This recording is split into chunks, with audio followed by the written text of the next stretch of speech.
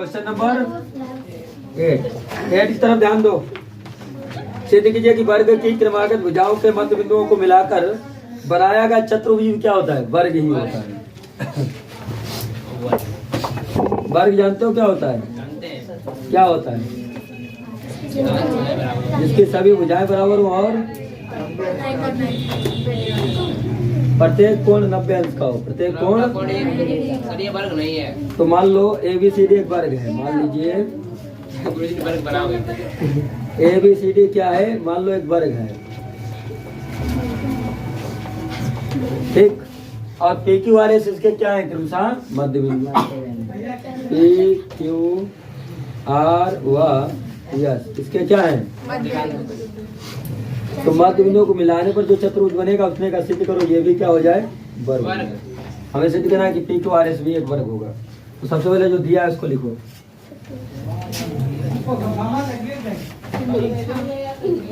शेष ABCD एक वर्ग है। ABCD एक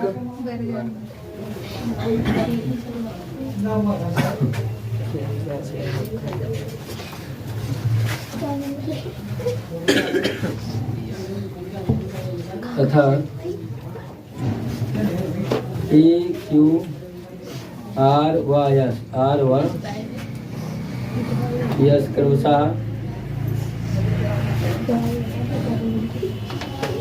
क्रमशः भुजाओं ABBC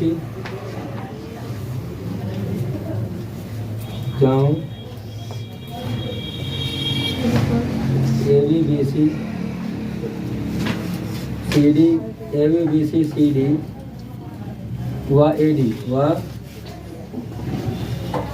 AD के क्या है? मध्य बिंदु है।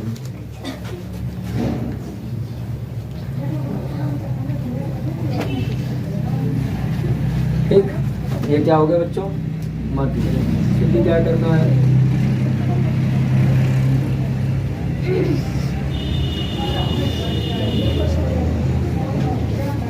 सिद्ध करना है कि PQRS भी एक वर्ग है। PQRS भी एक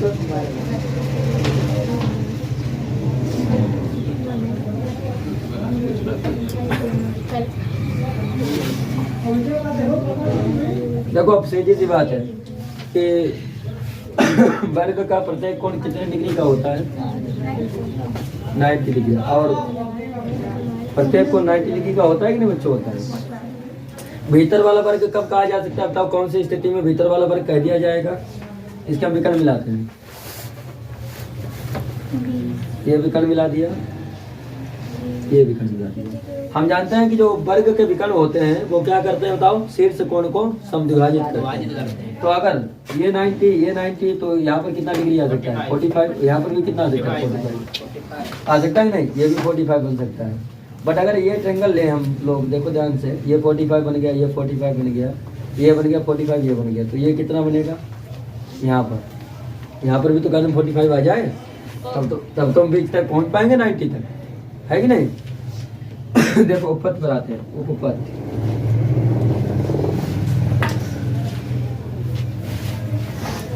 सबसे पहले तो यही बात है कि PQRS क्रमशः इसके क्या है? मध्य बिंदु है।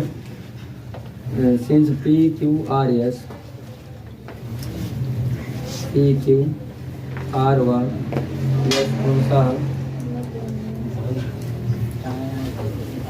क्रमशः भुजाओं किसके मध्य बिंदु? भुजाओं भुजाओं ABBCCD व DA के मध्य बिंदु। CD व DA के मध्य बिंदु।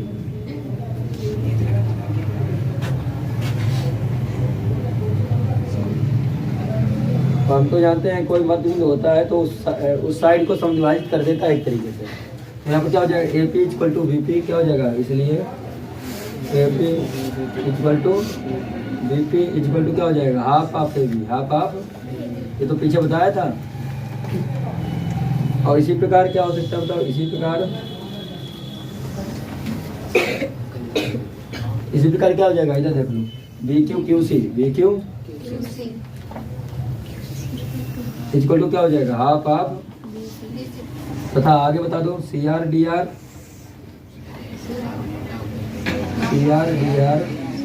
हाफ ऑफ आगे बता दो बी एस और A S is equal to half of इस कुल को मिला के डाल दो समीकरण एक। पूरे को क्या डाल दिया समीकरण एक पूरे को।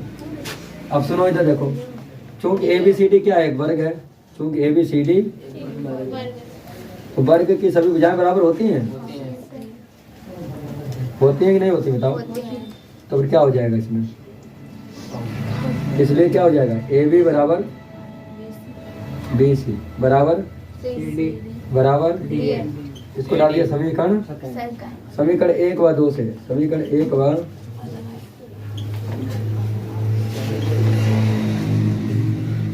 देखो बच्चों A B B C C D D A बराबर किया तो A B B C C D D A से A B B C C D D A cancel हुआ।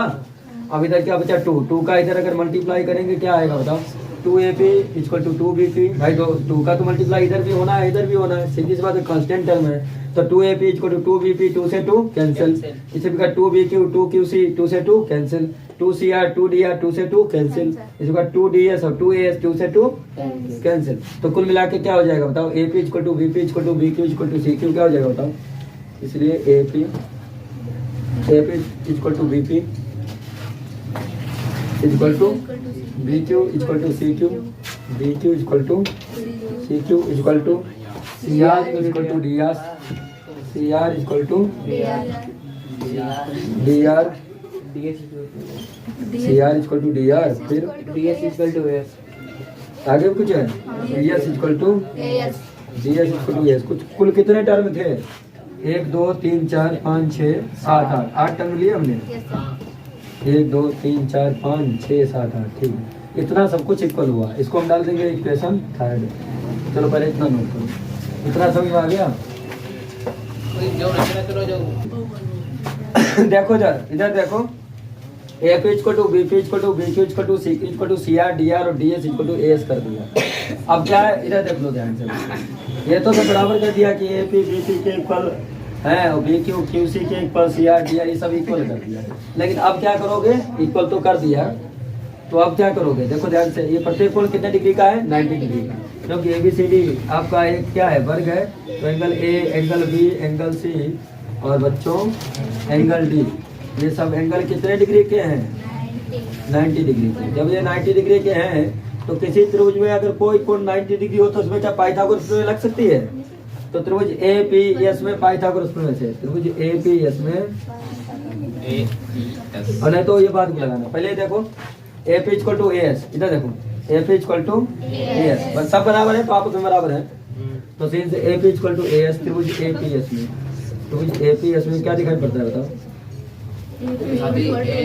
AP इक्वल टू बराबर भुजाओं के सामने के कोण भी कैसे होते हैं बराबर होते हैं। तो AP के सामने कोण ये आएगा और AS के सामने कोण ये आएगा।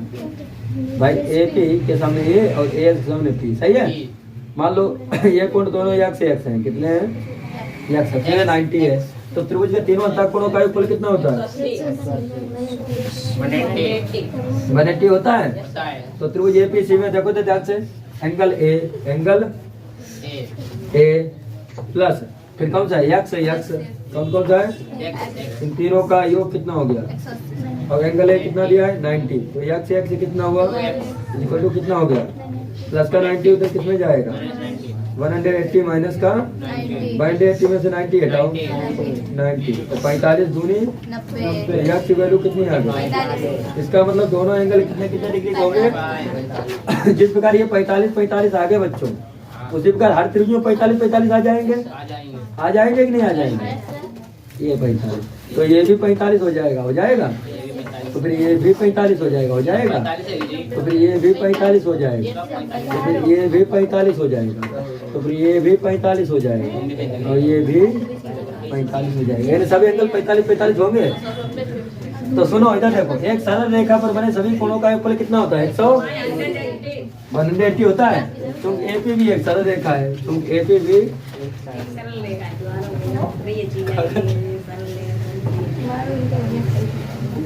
सरल रेखा पर बने सभी कोणों का योगफल कितना होता है 180। इधर देख लो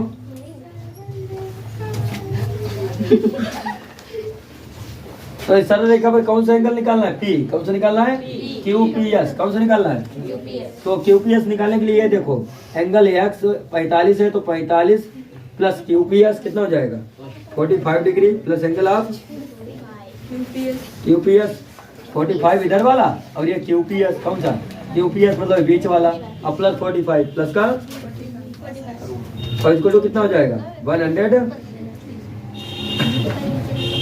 इधर 45 45 90, तो एंगल ऑफ QPS कितना आ गया? तो QPS और ये 90 हो गया, उधर कितना है? 100 प्लस का 90 उधर किसमें जाएगा? एंगल QPS कितना आ गया? 180 माइनस का 90 मतलब 90। अगर ये 90 आ सकता है, सुनो, जिस प्रकार QPS 90 आ गया तो उसी प्रकार ये भी तो 90 हो जाएगा, उसी प्रकार ये भी तो 90 हो जाएगा, उसी प्रकार ये भी तो 90 हो जाएगा। ये आप लिखेंगे सब 90 एंगल हो गए ना, तो ठीक है, ये तो नोट कर चुके थे। यानी हमने प्रत्येक को 90 डिग्री कर दिया, P भी कर दिया, Q भी कर दिया, R और S भी कर दिया। अब भुजाएं और बराबर कर लो तो PQ और S क्या हो जाएगा? एक वर्ग हो जाएगा, ये सिद्ध करना है, समझ रहे हो? तो भुजाएं और बराबर करते हैं, देखो ध्यान से। भुजाएं बराबर करने के लिए त्रिभुज में लगा दो पाइथागोरस प्रमेय। क्या लगाते हैं? APS में पाइथागोरस प्रमेय से।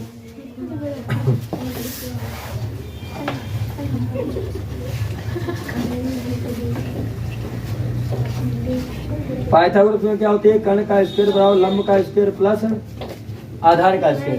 तो 90 के सामने कर्ण कितना है बताओ? PS। तो कर्ण PS का स्क्वायर बराबर लंब का स्क्वायर। कर्ण कितना है? PS ना। अब लंब कितना है? AS का स्क्वायर, और आधार कितना है बच्चों?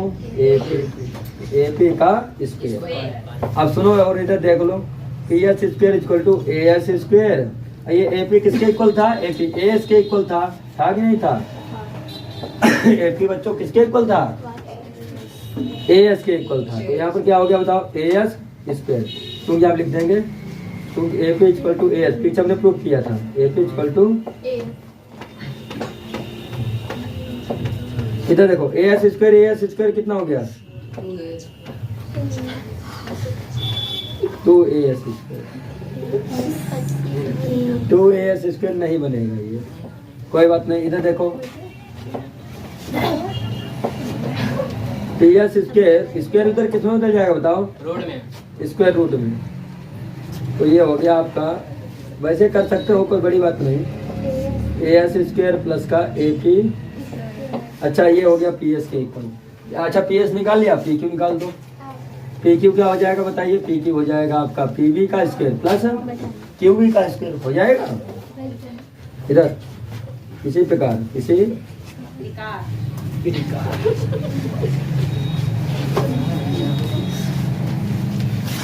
PQ क्या हो जाएगा बताओ? रूट ओवर ऑफ PV का स्क्वायर प्लस PQ का स्क्वायर। PV का स्क्वायर प्लस फिर क्या बताओ? QR क्या हो जाएगा? रूट ओवर ऑफ CQ का स्क्वायर प्लस CR का स्क्वायर। CQ का स्क्वायर प्लस, आगे बोलो, आगे ये RS कितना हो जाएगा? DR का स्क्वायर प्लस DS का स्क्वायर। सुनो, पहले कितना समीकरण हमने डाल चुके थे? 3 तक डाल चुके थे। इस पूरे को डाल दो समीकरण 4। कितना डाल दें? कितना पहले नोट करो।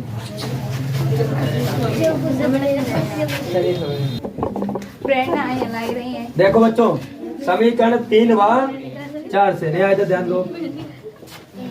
समीकरण 3 व 4 से, 3 व 4 से।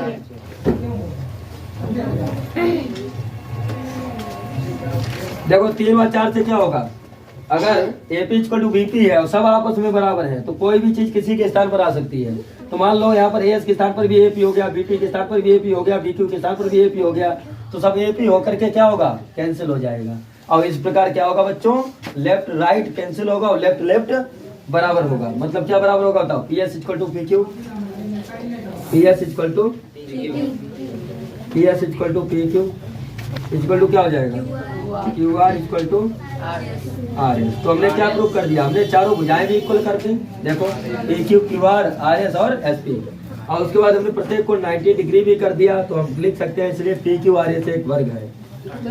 पी क्यू आर एस एक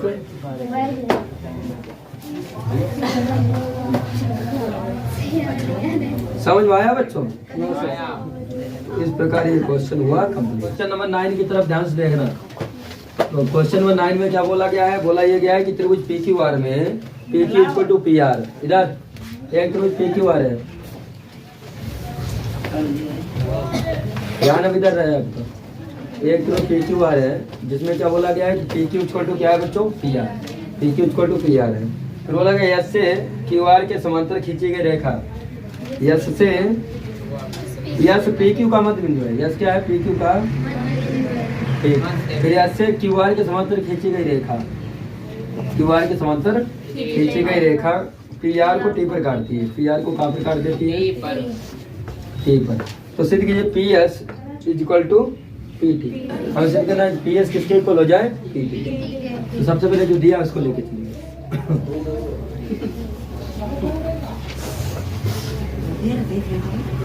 क्या दिया है बताओ?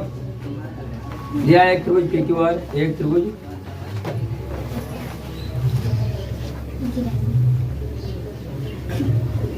पी क्यू आर जिसमें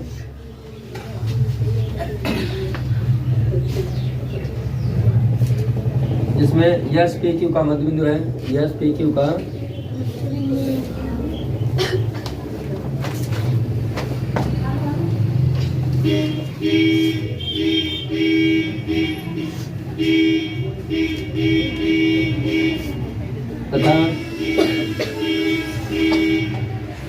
तथा एस टी पैरेलल टू क्या दिया है बताओ? Q R. S T parallel to Q R एक तरीके से दिया है, S T parallel to Q R दिया है, ठीक है। हुआ और भी तो कुछ दिया है बच्चों, हुआ P Q is equal to P R. क्या दिया बच्चों? P Q is equal to P are.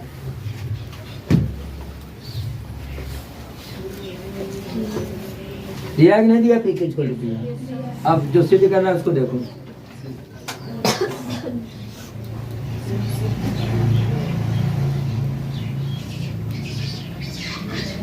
सिद्ध हमें ये करना है कि P S is equal to P T, P S is equal to P T. हम आते हैं उपपथ पर। उपपथ सबसे पहले ध्यान से देखो, ये लिखेंगे चूंकि यस पी क्यू का मध्य बिंदु तो क्या हो जाएगा बताओ? P S is equal to Q S. क्या हो जाएगा? हो जाएगा कि नहीं हो जाएगा बताओ? इसको डाल दिया इक्वेशन फर्स्ट, इसको डाल दिया इक्वेशन फर्स्ट। अब देखो तो ध्यान से, क्योंकि एस टी पैरेलल टू क्या है बताओ? एस टी पैरेलल टू तब मध्य बिंदु प्रमेय के विलोम से, मध्य बिंदु प्रमेय की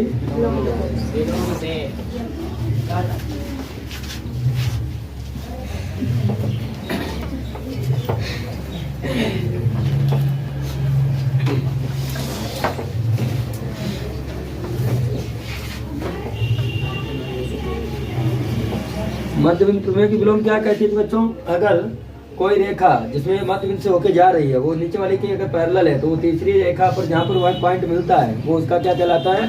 मध्य बिंदु। तो ये जो टी है ना, ये पी आर का क्या है एक्चुअल में? मध्य बिंदु। मध्य बिंदु, हाँ मध्य बिंदु प्रमेय की विलोम से। तो इसलिए क्या हो जाएगा बताओ? टी पी आर का मध्य बिंदु होगा, टी पी आर का मध्य बिंदु प्रमेय की विलोम से। अगर टी पी आर का मध्य बिंदु होगा तो इसका मतलब क्या हो गया बच्चों बताओ? इसका मतलब हो गया P T equal to T R, P T equal to हो गया कि नहीं हो गया? थोड़ा बताओ तो। हो गया। इसको डाल दिया इक्वेशन सेकेंड। अब बच्चों ये तो सेकंड पड़ गया। अब पी एस और पी टी, पी एस और पी टी इक्वल करना है हमको। भाई हमें पी एस पी टी क्या हमको प्रूव करना है? P S equal to P T prove करना है, P S equal to P T prove करना है और इस क्यू एस और टी आर को हटाना है। इसको हटाना है, क्यू एस और टी आर को हटाना है। तो देखो कैसे हटेगा। Since P Q equal to क्या दिया है बताओ? T R. Since P Q equal to क्या दिया है बच्चों? ये हमको दिया है।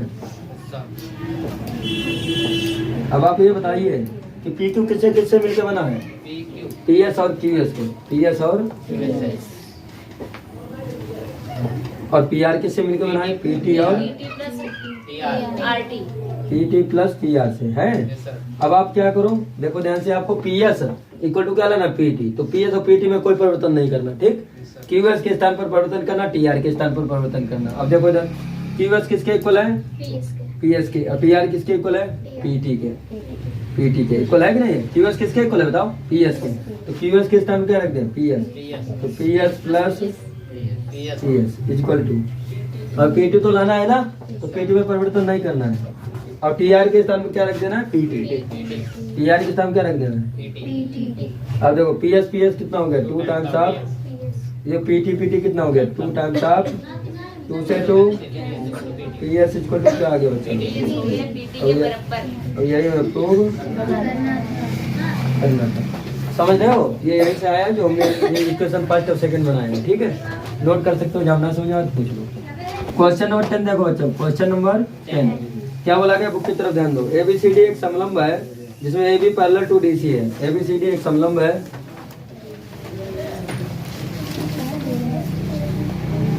ABCD क्या है, एक समलंब चतुर्भुज है जिसमें AB पैरेलल टू CD है। एंगल A और B कितना है, 45 डिग्री। कितना है बच्चों, 45 डिग्री। बोला गया इस समलंब के कोण C और D ज्ञात कीजिए। देखो यहाँ लिखेंगे, चूंकि ABCD एक समलंब चतुर्भुज है, क्योंकि ABCD एक समलंब चतुर्भुज है,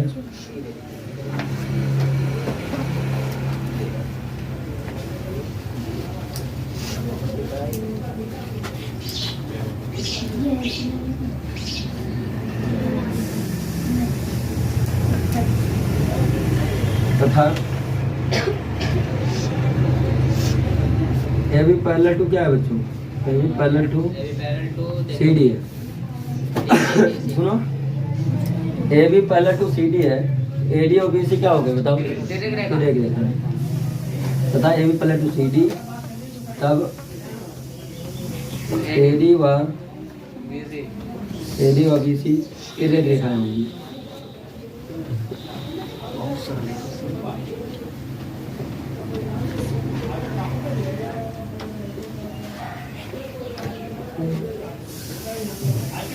सुनो, अगर ये तिर्यक रेखाएं होगी तो तिर्यक रेखा के एक और बने तक कोणों का विफल कितना होता है, 180। तो यहाँ पर देखो 45 और angle D, angle A plus angle D, angle A plus angle D equal to कितना हो गया, 180। एंगल A कितना दिया, एंगल A कितना दिया, 45। ध्यान नहीं देखें, 45 plus angle D equal to 180। ये प्लस का 45 उधर किस में जाएगा, एंगल D इक्वल टू हो जाएगा 180 माइनस का 45। चलो बताओ, 135। इसी प्रकार निकाल दो अगला, since angle B plus angle C, angle B plus angle C equal to कितना, 180 ना। और एंगल B कितना दिया है, 45 plus angle C equal to 180। तो एंगल C संगम कितना निकल आएगा, हाँ 180 प्लस का 45 उधर किस में जाएगा, माइनस में। तो 180 में से 45 निकल गया, 130। क्या समझ में आया है क्वेश्चन, नोट कर लो। क्वेश्चन नंबर 11 की तरफ ध्यान देना बच्चों। क्वेश्चन नंबर 11 बोला ये गया है कि DE और F अनुसार एक समबाहु त्रिभुज ABC की भुजाओं BC CA और AB के मध्य बिंदु है। तो दर्शा दीजिए कि DEFB एक समबाहु त्रिभुज है। तो देखो बच्चों, बता रहा है DE और F क्रमशः एक त्रिभुज ABC की भुजाओं, एक त्रिभुज है ABC। कौन सा त्रिभुज है बच्चों, और ABC की भुजाओं कौन कौन सी, देखो इधर BC CA और AB, BC CA और के मध्य बिंदु कौन कौन से हैं, BC का मध्य बिंदु D है, CA का मध्य बिंदु E है, और AB का मध्य बिंदु क्या है, F है। समझ रहे हो, बता रहा है दर्शाइए कि DEF भी एक समबाहु त्रिभुज है। हमें दर्शाना है कि जो ये DEF है ना, ये जो बढ़ रहा है, ये भी क्या है, एक समबाहु त्रिभुज है। समबाहु त्रिभुज क्या पहचान होती है कि उसकी सभी भुजाएं बराबर होती है, प्रत्येक कोण 60 डिग्री का होता है। तो देखो दिया क्या गया बच्चे,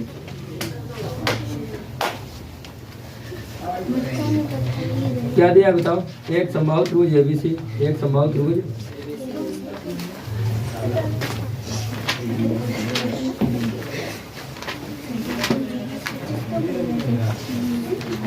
एक संभाव त्रिभुज एबीसी जिसमें जिसमें एफ वो डी ई जिसमें डी ई व एफ क्रमशः भुजाओं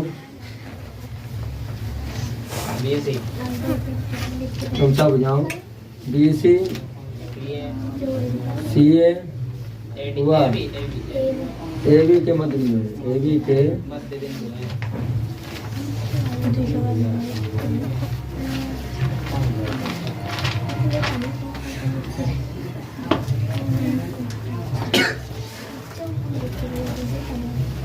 अब देखो तो सिद्ध क्या करना है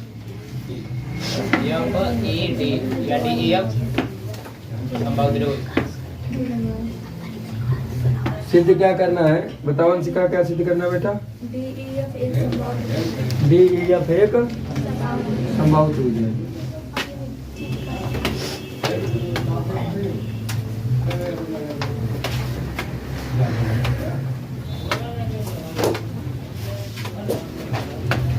हम आते हैं जो मेन हेडिंग है ऊपर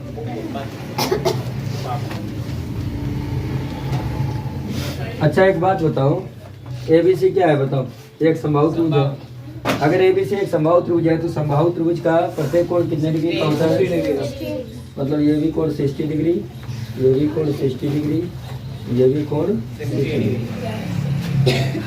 आप लिखेंगे शेष त्रिभुज एबीसी एक संभाव त्रिभुज है एबीसी एक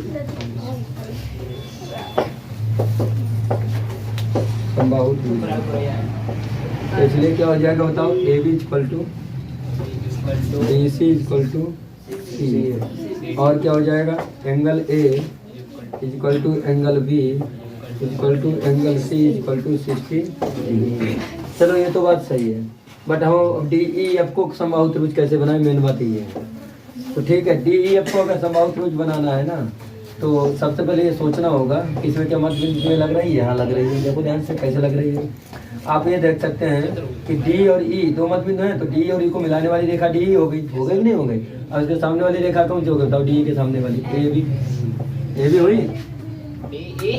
क्योंकि D E parallel to A B भाई दो मध्य बिंदुओं को मिलाने वाली रेखा अपने सामने वाली रेखा के पैरेलल होती है और उसकी हाफ होती है तो इसका मतलब ये डी ई इक्वल टू क्या हो जाएगा हाफ हाफ किससे ये हो जाता है भाई मिड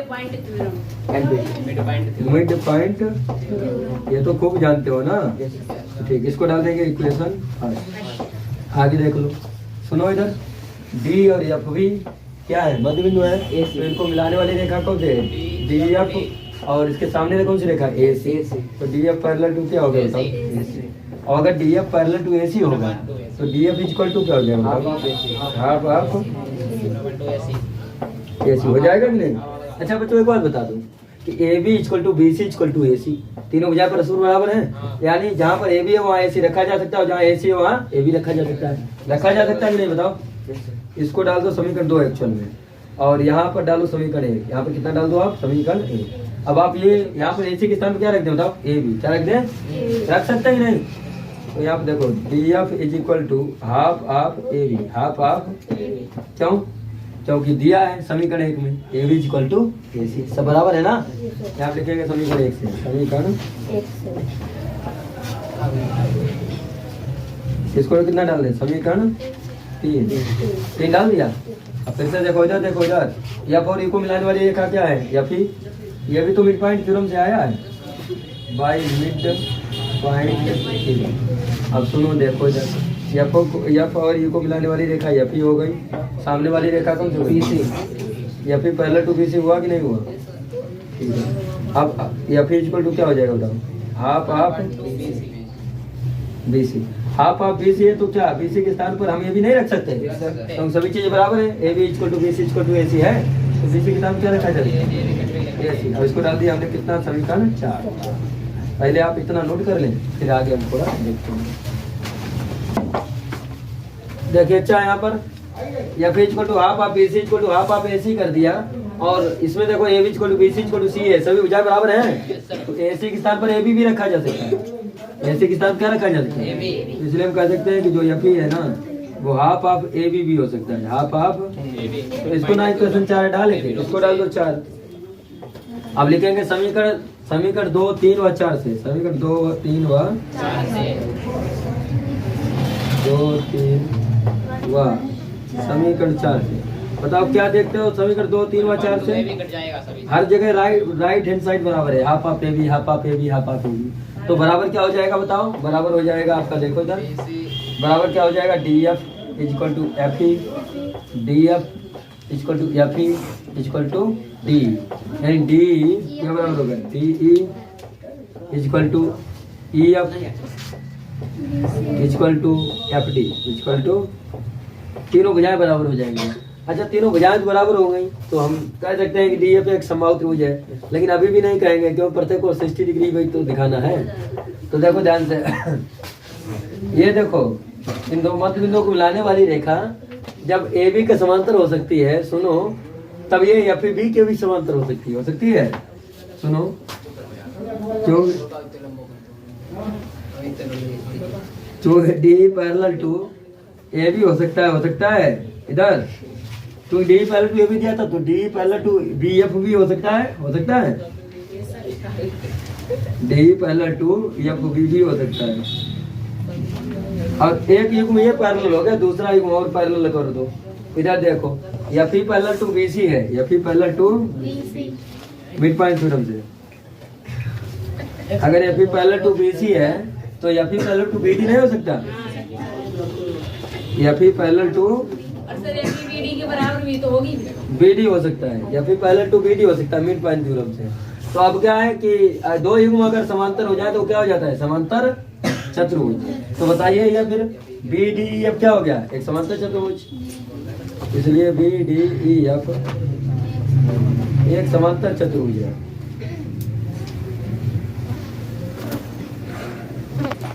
और समांतर चतुर्भुज सम्मुख कोण कैसे होते हैं, बराबर होते हैं कि नहीं होते हैं? तो जितना बी उतना E, angle B is equal to angle E, मतलब बी 60 तो ई भी तो आ गया ये 60। तो जिस प्रकार ये 60 आ गया उसी प्रकार ये दो त्रिभुज हम लेकर के इसको समांतर चतुर्भुज प्रूव कर देंगे ए ई एफ डी को, तो फिर ये 60 आ जाएगा। उसी प्रकार इसको समांतर चतुर्भुज प्रूव कर देंगे तो ये भी 60 आ जाएगा। तो इस प्रकार प्रत्येक को 60 डिग्री भी आ जाएगा और हम कह सकते हैं कि डी ई एफ एक समबाहु त्रिभुज है। तो बच्चों अंततः हम क्या कह देंगे लास्ट में बताओ कि डी ई एफ एक क्या नाम जो है समबाहु त्रिभुज कह सकते हैं कि नहीं कह सकते, बताओ। तो हम क्या करेंगे, इसलिए डी ई एफ एक समबाहु त्रिभुज, समबाहु, क्योंकि जब प्रत्येक कोण 60 डिग्री हो गया, प्रत्येक भुजा बराबर हो गई, तो हम कह सकते हैं कि डी एफ क्या है, एक समबाहु त्रिभुज है। क्या समझ में आया? समझ में आया? नोट कर लो। क्वेश्चन नंबर 12 देखो, के क्यू आर एस क्रमशः एक चतुर्भुज ए बी सी डी के A B B C C D और डी ए के भुजाओं के मध्य बिंदु हैं। तो ऐसी लंब बी डी है तो सिद्ध कीजिए पी क्यू आर एस एक आयत है। तो फिगर साथ साथ बनाओ, ए बी सी डी क्या है, चतुर्भुज है।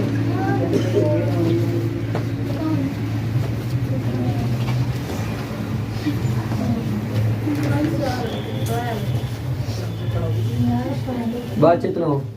ए बी सी डी एक चतुर्भुज है जिसमें A B B C C D और डी ए के मतलब क्या है बताइए, इधर पी क्यू आर व यस, यही तो है।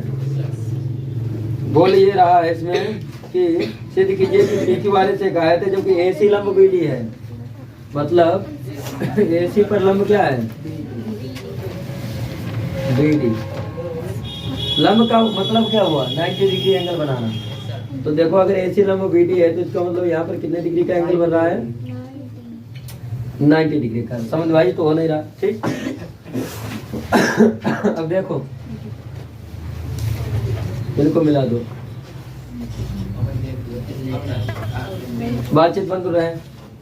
यहाँ पर ओ पॉइंट मान लेंगे, तो सबसे पहले जो दिया है वो लिखिए, पी क्यू आर से एक आयत है, ऐसा हमें सिद्ध करना है।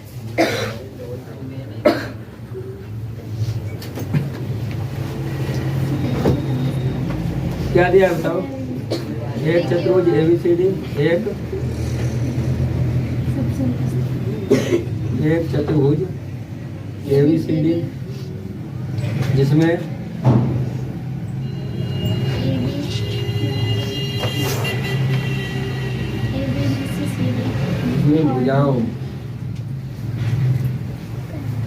भुजाओं AB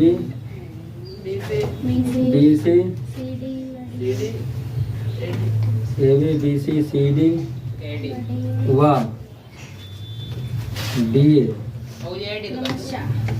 के मध्य बिंदु क्रमशः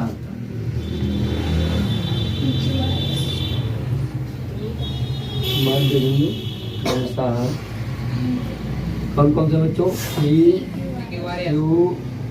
व यस है, ऐसे तो है। सिद्ध क्या करना है देखो,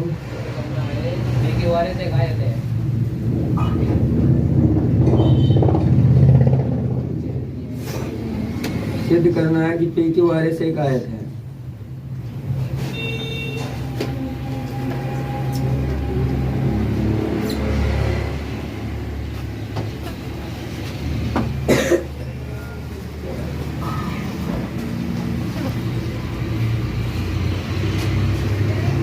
सिद्ध करना ना। अब मेरे हेडिंग पर आते हैं उपपद।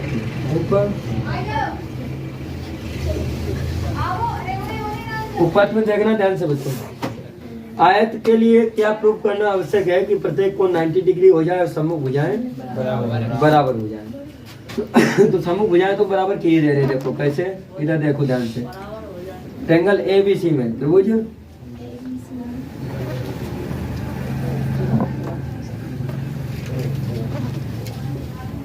By mid point theorem by, देखो इधर PQ को मिलाने वाली देखा क्या हो गया, PQ P और Q को मिलाने वाली का PQ हुई। इसके सामने क्या है AC, तो PQ पैरेलल टू AC। और क्या हो जाएगा बताओ, तथा PQ is equal to half half. इसको डाल दिया इक्वेशन फर्स्ट, इसको डाल दिया इक्वेशन, और ये बाई मिड पॉइंट थ्योरम। ठीक है, दूसरा इसे देख लो, इधर त्रिभुज ACD में, त्रिभुज ACD में भी लगाओ मिड पॉइंट थ्योरम, क्या हो जाएगा? देखो इधर ACD में देखें तो यस और आर मध्य बिंदु है ना, तो इसको मिलाने वाले क्या हो गया, SR, और SR किसके पैरेलल होगी, AC के, और यही SR हाफ होगी किसके, इसको डाल दिया इक्वेशन, समीकरण 1 व 2 से, समीकरण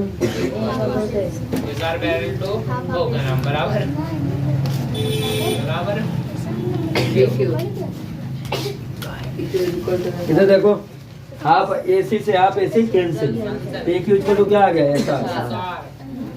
PQ इक्वल टू, जिस प्रकार हम PQ इक्वल टू SR ले आए ना, ठीक इसी प्रकार हम QR इक्वल टू क्या ला सकते हैं, इसी प्रकार क्या लाया जा सकता है बताओ, QR equal to PS, QR equal to सम्मुख भुजाएं तो हमने इस प्रकार बराबर कर ली। अब हमको क्या करना है, कोई एक कोण 90 डिग्री और प्रूव कर लेना है, सही बात है। इसको डाल देंगे इक्वेशन थर्ड, और इसको डाल देंगे इक्वेशन 4। इतना पहले नोट कर लो आप लोग, यहाँ तक ना समझ में आओ पूछ लेना। अब एक कोण 90 डिग्री और हमें प्रूव कर लेना है, साइड तो हमने इक्वल कर ली। अब इधर देख लो, इधर अभी क्या था कि PQ पैरेलल टू AC था कि नहीं था, सिंस PQ पैरेलल टू क्या था, AC था। अगर PQ पैरेलल टू बच्चों AC है, सुनिए, अगर PQ पैरेलल टू AC है तो यहाँ पर कोई बिंदु मान लीजिए आप, पहले यहाँ पर कौन सा बिंदु मान ले बताओ, E मान ले, और यहाँ पर क्या कहते हैं यहाँ, तो ये चतुर्भुज बना QEOF, कौन सा बना QE। अब अगर PQ पैरेलल टू AC है तो PQ का ऐसा क्या है बताओ, QE क्या है, QE पैरेलल टू क्या हो जाएगा बताओ, इस चतुर्भुज में देखना, इसमें इस चतुर्भुज OF क्या हो जाएगा, हो जाएगा कि नहीं हो जाएगा, ठीक ठीक इसी प्रकार देखो इधर Q E parallel to O F हो गया। अब इधर वाला देख लो, छांट लो। इधर दो मध्य बिंदुओं को मिलाने वाली रेखा क्या होगा, क्यू आर। और क्यू आर किसके पैरेलल होगी, बी डी के। तो यदि देखो इधर, यदि Q R parallel to B D है, यदि Q R parallel to B D है, तो क्यू आर का ऐसा क्या है बताओ, क्यू एफ है कि नहीं है। तो क्यू एफ पैरेलल टू क्या हो जाएगा बताओ, ओ ई हो जाएगा। और जब दो युग्म पैरेलल हो जाते हैं, समांतर हो जाते हैं, तो चतुर्भुज कैसा होता है, समांतर चतुर्भुज। तो इसलिए यहाँ पर ओ ई क्यू एफ क्या हो गया बताओ, इसलिए ओ ई क्यू एफ एक समांतर चतुर्भुज है, एक समांतर चतुर्भुज है। अब अगर ये एक समांतर चतुर्भुज है तो समांतर चतुर्भुज सम्मुख कोण बराबर होते हैं। तो यहाँ पर 90 डिग्री तो पहले दिया था बच्चों। तो देखो इधर एंगल एफ ओ ई, इसलिए angle F O E is equal to angle F Q E, F Q. तो इसका मतलब क्यू एंगल कितना डिग्री का हो गया बताओ, 90। कितना हो गया, सुनो इधर देखो, अगर क्यू 90 हो सकता है ना, अगर क्यू 90 हो सकता है तो फिर एस भी हो सकता है, आर भी हो सकता है, पी भी हो सकता है। इसी प्रकार यहाँ लिखेंगे, इसी प्रकार आर एस पी। इसी प्रकार बच्चों देखो इधर, एंगल क्यू 90 अगर हो गया तो एंगल एस भी 90 हो जाएगा। इस चतुर्भुज में बता रहे हैं पी क्यू आर एस में एंगल आर भी 90 हो जाएगा और एंगल पी भी 90 हो जाएगा। सभी 90 हो जाएंगे। जब सभी 90 हो गए और प्रत्येक सम्मुख भुजा बराबर हो गई तो हम कह देंगे कि पी क्यू आर एस एक आयत है। कह देंगे कि पी क्यू आर एस एक आयत है।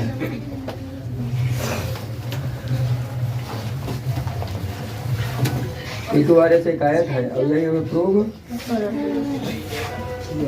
करना था। क्या समझ में आया बच्चों? नोट कर लो, जब ना समझ में आया पूछ लो।